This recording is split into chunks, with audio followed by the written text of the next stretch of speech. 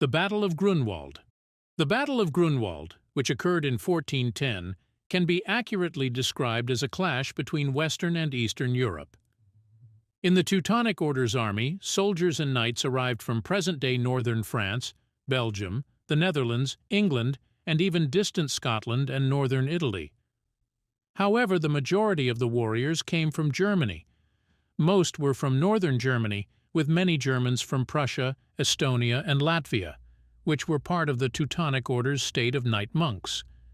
The Polish-Lithuanian army consisted of natives from central, northern, and southeastern Poland, Lithuania, as well as many warriors from Belarus and the western part of Ukraine, with numerous Russian regiments from Smolensk.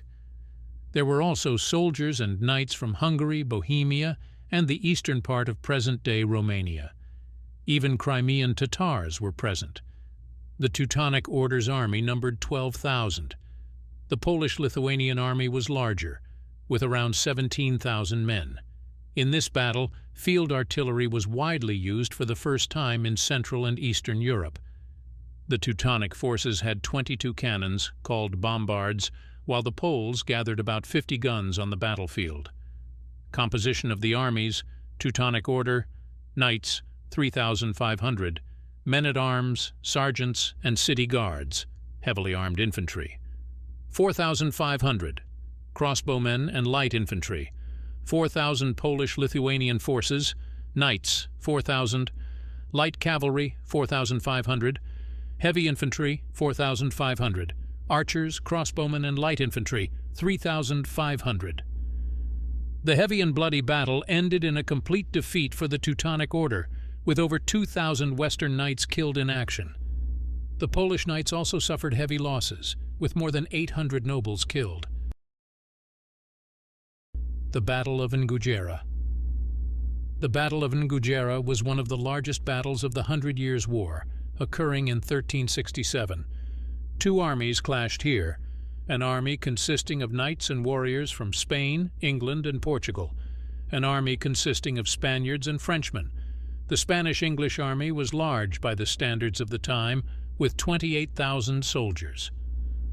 However, the Spanish-French army was enormous, with nearly 60,000 knights and warriors. In this battle, the English longbow again demonstrated its superiority over the crossbows used by the Spanish-French army. Artillery was also used. The Spanish and English had 12 clumsy and slow-firing bombards. The Spanish-French army had 29 primitive artillery pieces. Composition of the armies: Spanish-English army. Knights, 4,500. Mounted sergeants, whose equipment was very similar to that of knights, 7,000. Archers and infantry, covering the shooters on the battlefield. About 12,500 Spanish-French army. Knights and mounted sergeants, 6,500. Light cavalry, genetes, 4,000.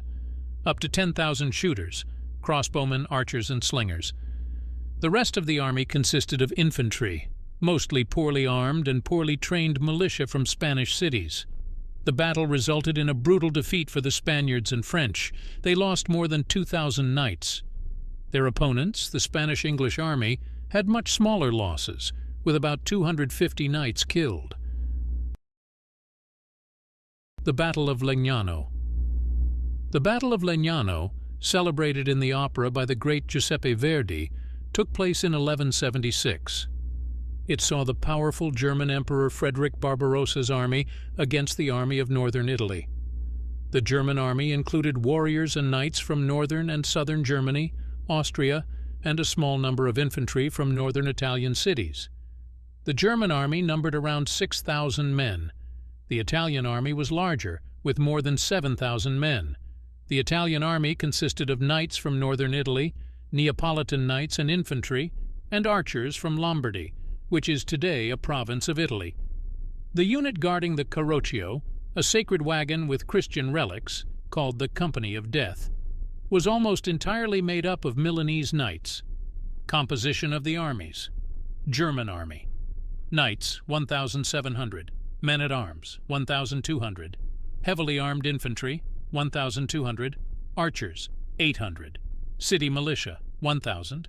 Usually light infantry, many of them archers. Italian army, Knights, 2,200. Men-at-arms and mounted sergeants, 1,600. Archers and crossbowmen, 1,200. Infantry, 2,000. The fierce battle ended with a victory for the Italian army. The losses on both sides were horrific. Nearly all the Milanese knights perished. More than 1,000 Italian knights were killed. In the German army, 1,100 knights fell in the battle.